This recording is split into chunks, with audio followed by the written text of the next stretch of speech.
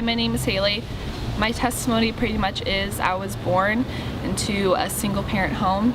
My biological father wasn't around, and then when I was about 3, my mother got remarried to a man who was very physically and emotionally abusive towards my mother and myself. Growing up as a child, where words like "you're stupid" and "you're going to be nothing" was normal to me, and I started to believe it. So as I grew up, I didn't expect really anything for myself. When my mother divorced him when I was about 12, we moved into our own place, and my mother started depending on me for stuff that a child shouldn't be responsible for. I got an emotional burden. I was expected to be my mother's best friend. Through the hard times, she would talk to me. I learned that instead of running to God for your problems, that it was just easier just to cry out to other people and use emotions like anger and fear to express what you felt instead of, turning to God and asking Him for peace. As I grew up, my mother started going out and partying. She would leave me at night alone, and she got addicted to alcohol.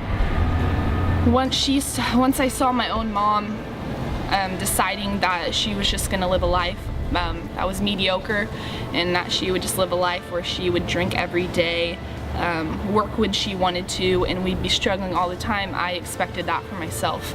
So in freshman in high school, I became a very hard partier every weekend, almost every day, even on school days, school nights. I would come to school late. I was planning on dropping out of school.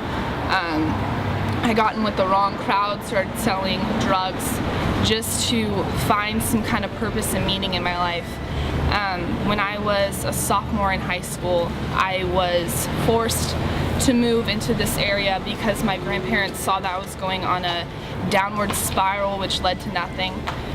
So I moved here, and through a series of events I found myself at Harvest. And I remember the first Sunday I came here, Pastor Dave called my mom up on that stage and spoke life into us and our family for once. Instead of our destiny being something of despair, it had a new meaning and a life into it.